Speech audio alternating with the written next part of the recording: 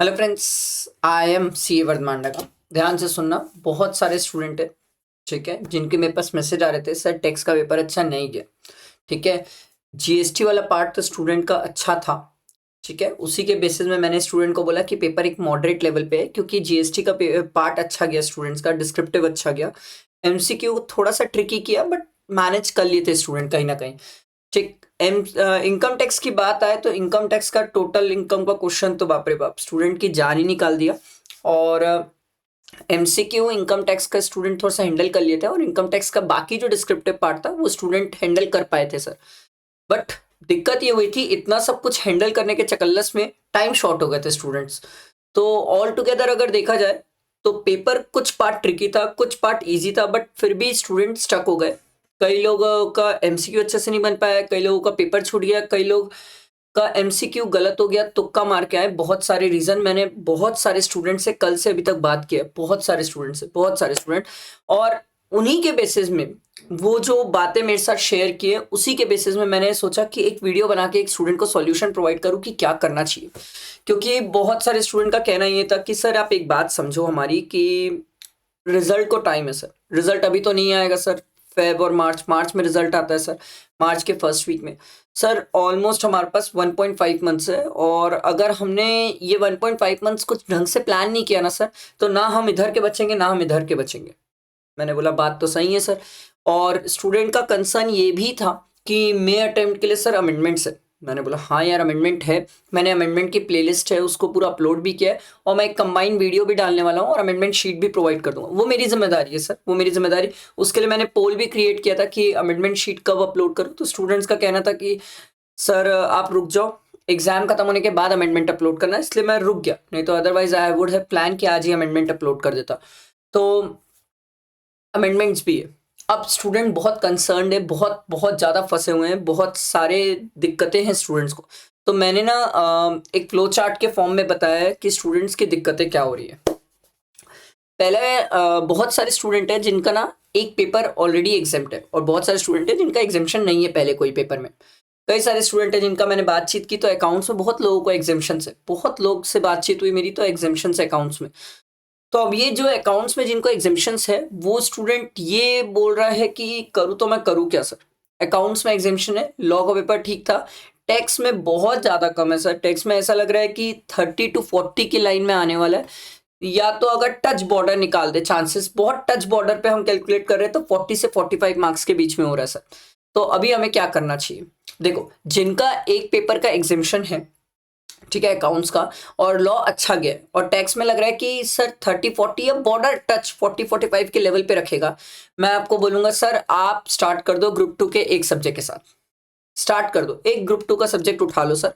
और रिजल्ट तक हमारे पास 1.5 मंथ्स है। ये 1.5 मंथ्स में ना एकदम रगड़ दो अपने आप को कि ग्रुप 2 का एक सब्जेक्ट की क्लासेस पूरा निपटा दे। तीनों सब्जेक्ट की मत लेना सर, क्योंकि तीनों का लेने जाओगे ना पीयर प्रेशर क्रिएट हो जाएगा कि सर तीनों को कंप्लीट करना है। और क्लासेस ऐसा नहीं होते 2 5 10 मिनट की क्लासेस होती है, क्लासेस आवर्स की होती है, कंप्लीट करने में ना जान निकलती है सर। तो एकदम से ऐसा डिसीजन मत लो कि बाद में अपने ऊपर प्रेशराइज आ जाए, बहुत प्रेशर हो जाए सर। ठीक है, तो अब ये भी कई सारे स्टूडेंट का डाउट होता है सिंगल ग्रुप बोथ ग्रुप, वो मैं एक सेपरेट वीडियो में बता दूंगा, क्योंकि वो भी एक बहुत बड़ा क्वेश्चन है sir, single group both group. ठीक है, तो आप अभी तो मेरे हिसाब से क्या कर सकते हो सर, आप लोगों के चांसेस बहुत है कि आप निकल जाओ, क्योंकि टैक्स आपका अकाउंट्स एग्जाम्प्ट है, लॉ अच्छा गया है, टैक्स में 30-40 की लाइन में लग रहा है। अच्छा, एक स्टूडेंट का क्वेश्चन भी होता है सर, क्या grace marks we can expect in taxation paper. मैं आपको बता रहा हूँ टैक्स का paper as such student level पे थोड़ा सा टिपिकल था। तो मैं इनकम टैक्स वाले पार्ट में ये बोल सकता हूँ कि हो सकता है इंस्टीट्यूट कुछ ग्रेस मार्क्स दे दे, हो सकता है। ऐसा नहीं है, पहले किसी को कभी ग्रेस नहीं मिला है, मैंने अपने ही स्टूडेंट्स को देखा है सर, 11 मार्क्स ग्रेस मिले हैं सर। ऐसा नहीं है नहीं मिले, बट मैं आपको ये बता रहा हूँ 100% श्योरिटी नहीं है कि हर किसी को ग्रेस मिलता है। ऐसा कुछ नहीं है यार, ऐसा बिल्कुल भी नहीं है। कई लोग तो सर 39 पे रहते हैं, 39 पे ही रोक देते हैं, ग्रेस ही नहीं देते। और कई लोग जो 30 वाले रहते हैं उनको 41 तक पहुंचा देते हैं। तो मैंने सब चीजें देखी है, बट मैं ये बोलता हूँ एक स्टूडेंट को ग्रेस पे डिपेंडेंसी नहीं होनी चाहिए। ग्रेस अगर मिल जाए तो अच्छी बात, ना मिले तो आप उस चीज को लेके बैठो मत, वो बहुत ही गलत चीज हो जाएगी कि आप ग्रेस को मान के चल लो कि ग्रेस ही मिलेगा। वो गलत है, वो मेरे हिसाब से गलत है। ठीक है, तो आप क्या करो, ग्रुप 2 का एक सब्जेक्ट उठा के स्टार्ट करो, ये 1.5 मंथ्स में ग्रुप 2 का एक सब्जेक्ट कंप्लीट कर दो। एकदम एकदम 100% कंप्लीट कर दो, और अगर टाइम मिले एफर्ट्स दे सकते हो तो ग्रुप 2 के 2 सब्जेक्ट्स कंप्लीट करो, बट तीनों एकदम बर्डन मत ले लेना अपने ऊपर। ये क्लियर हुआ? Crystal clear? ठीक है। अब जो मान लो ग्रुप 1 दिया था, अकाउंट्स एग्जामिशन था, लॉ अच्छा गया, टैक्स इतना बेकार गया है कि उसको 30 भी नहीं लग रहा है, 30 भी नहीं लग रहा है। देखो, अगर आपको 40 से बहुत कम 30 के लेवल पे या 30 से भी कम लग रहा है ना, मैं आपको डेफिनेटली बोलूंगा ग्रुप 1 की स्टडी स्टार्ट कर दो। रीजन ये, सर टैक्स में चेंजेस है। मैं ऐसा बिल्कुल भी नहीं बोलूंगा कि टैक्स में चेंजेस नहीं है, there are changes in the taxation, और इनकम टैक्स जीएसटी दोनों में चेंजेस है। मैंने तो अमेंडमेंट टैक्सेस डाल दिए, कंबाइन नहीं कर रहा है, कंबाइन करके नहीं डाला है, बाकी पूरे डाल दिए, सीरीज ही डाल दिए, इनकम टैक्स जीएसटी दोनों के डाल दिए। तो है अमेंडमेंट, ऐसा नहीं है एक दो अमेंडमेंट है हो जाएगा काम ना, अच्छे खासे इनकम टैक्स में तो बहुत अच्छे अमेंडमेंट्स है, और जीएसटी में भी अमेंडमेंट्स है, बट जीएसटी के क्वाइट मैनेजेबल, बट है जीएसटी में भी अच्छे अमेंडमेंट्स है, ऐसा नहीं कि एक दो अमेंडमेंट में खत्म कर दिया जीएसटी भी, तो अमेंडमेंट्स तो है सर। तो आप मेरे हिसाब से वापस ग्रुप 1 के प्रिपरेशंस कर लो। ध्यान से सुनो सर, प्लीज मेरी बात ध्यान से सुनना, ये मैं अपने मन से एक भी बात नहीं बोल रहा हूँ, ये मेरी बात नहीं है, ये मैं स्टूडेंट से जो कल से बात कर रहा हूँ ना अभी तक, वो वही बात मैं आप लोगों के लिए लेके आ रहा हूँ, ताकि एक स्टूडेंट को पूरा पिक्चराइजेशन, डाउट क्लियरेंस यही हो जाए, ठीक है, ताकि मुझे वही वही चीज बार बार कॉल में क्लियर करना ना पड़े, टाइम सेव होता है, ठीक है। तो सर आप ग्रुप 1 की क्लासेस स्टार्ट करें, और जब आप ग्रुप 1 में टैक्स की क्लासेस करें तो मतलब वापस प्रिपरेशन स्टार्ट करें, तो टैक्स में अगर आपको लग रहा है कि सर 30 से भी बिलो है, तो सर मेरे हिसाब से you should work on 2 things. अगर आपके कंसेप्ट अच्छे हैं तो प्रैक्टिस बैच से अभी आप प्रैक्टिस करना स्टार्ट कर दो, और अगर कंसेप्ट अच्छे नहीं है तो फिर सर एग्जाम ओरिएंटेड बैच है जो आप मेरा ले सकते हो, दोनों अवेलेबल है, आप उससे प्रैक्टिस करना स्टार्ट कर दो। क्योंकि आप अगर रिजल्ट तक वेट कर रहे हो तो मेरे हिसाब से थोड़ा रिस्की है यार, मेरे हिसाब से थोड़ा रिस्की है, क्योंकि रिजल्ट तक वेट करना इज नॉट अ सेंस। आप रिजल्ट तक वेट करते हो, मार्च तक वैसे ही बहुत लेट हो जाता है यार, फिर उसके बाद आप इतना टाइम दे नहीं पाओगे, तो बेटर है ना आज से मूव करो। देखो, कोई भी स्टूडेंट अगर एक 1 स्टेप अहेड रहता है तो उसका बेनिफिट हमेशा उसको मिलता है, तो ये चीज बहुत इंपॉर्टेंट होती है कि आप समझो। ये बात समझ आई? क्लियर हुआ सबको? बैठा है यहाँ वाला किस्सा कहानी समझ आई? ठीक है। अब ये वाले भी बहुत सारे स्टूडेंट हैं जिनका पहले कोई अकाउंट्स वगैरह में एग्जामिशन नहीं है, और सर उन्होंने ग्रुप 2 भी कंप्लीट करके बैठा हुआ है, और या तो फिर ग्रुप 2 पढ़ा ही नहीं है सर। अब ये स्टूडेंट्स के जो पेपर बिगड़े, इनका बिगड़ा और अजीब टाइप का है। इनका बिगड़ा कैसे? सर अकाउंट्स अच्छा गया, लॉ में लग रहा है कि बन जाएगा, ठीक है। अब सर टैक्स तो बाप रे बाप, एक स्टूडेंट मैं आपको बता रहा हूँ, एक स्टूडेंट ने मुझे बोला सर अकाउंट्स लॉ अच्छा है, टैक्स में सर ऐसा लग रहा है कि ना एग्रीगेट का दिक्कत आएगा, पास तो हो जाऊंगा सर टैक्स में, बट 40-45 के पास लग रहा है, एग्रीगेट का इशू आएगा। मैं बोलता हूँ सर जो स्टूडेंट है जिनका अकाउंट्स अच्छा गया है, लॉ अच्छा गया है, टैक्स में उन्हें ऐसा लग रहा है कि सर 40-45 के लेवल पे रहेगा, एग्रीगेट का थोड़ा इशू है, मैं आप स्टूडेंट्स को बोल रहा हूँ आप डेफिनेटली चांसेस है कि पास हो जाओगे, चांसेस बहुत है पास हो जाओगे, क्योंकि कई बार इधर उधर ग्रेस मिलता है, कई बार आपका सेट ऑफ हो जाता है आपस में, पास हो जाओगे, चांसेस बहुत है। आप लोगों को क्या करना चाहिए, आप लोगों को अभी जो 1.5 मंथ्स है हमारे पास, ग्रुप 2 की कोई भी 2 सब्जेक्ट की क्लासेस उठा के एकदम रगड़ के दिन रात बैठ के ग्रुप 2 की क्लासेस 2 सब्जेक्ट की कंप्लीट करना चाहिए। इससे फायदा ये होगा कि अगर आप ग्रुप 1 निकल गए तो मार्च में जैसे ही आपको पता चलेगा आप मई में आराम से ग्रुप 2 दे पाओगे, क्योंकि एक ही सब्जेक्ट की क्लास बचेगी सर, ठीक है। ये क्लियर?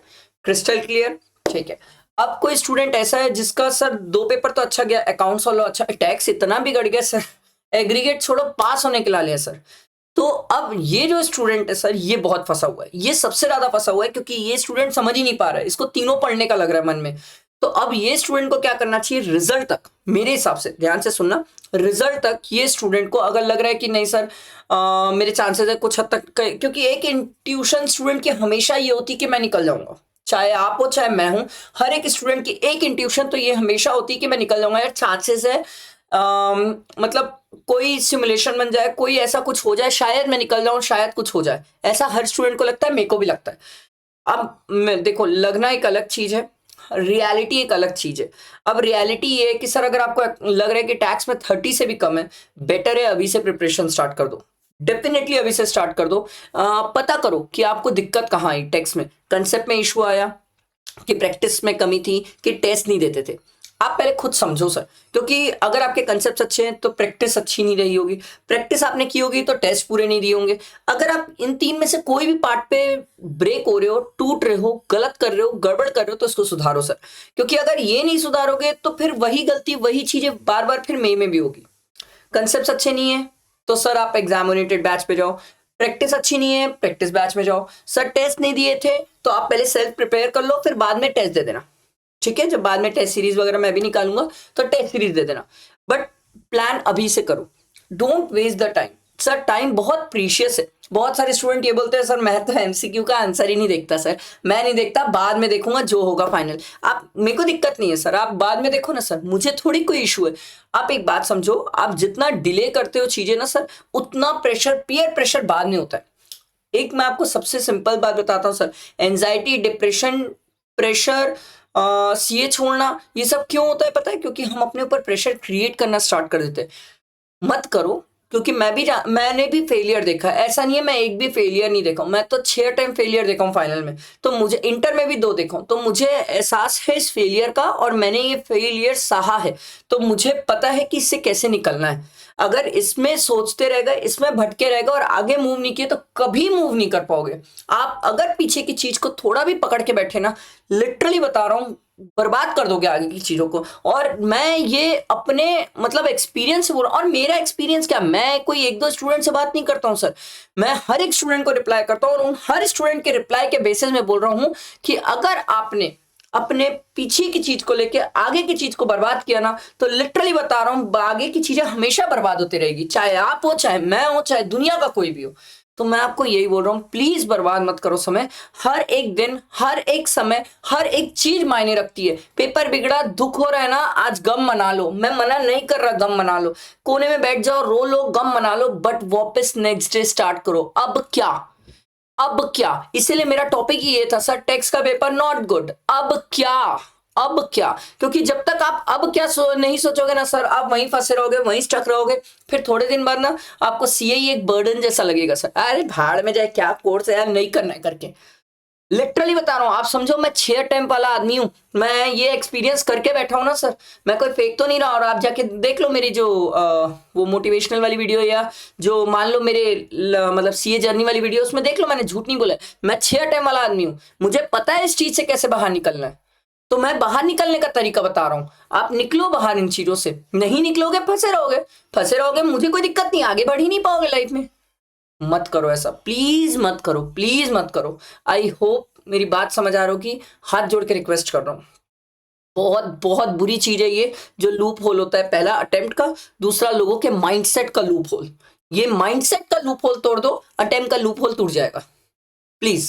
इसके बाद भी अगर कोई स्टूडेंट को लग रहा होगा कि कुछ ऐसा है जो हम, हाँ मतलब वर्धमान सर की बात में कवर नहीं हुआ होगा, तो आप मुझे कांटेक्ट कर सकते हैं, ये मेरा नंबर है, आप मुझे व्हाट्सएप में पिन करिएगा, मैं आपको डेफिनेटली रिप्लाई करूंगा, ये मेरा पक्का प्रॉमिस है, ठीक है। आई बात समझ, लाइक करना, फ्रेंड्स को शेयर करना। चलो, थैंक यू।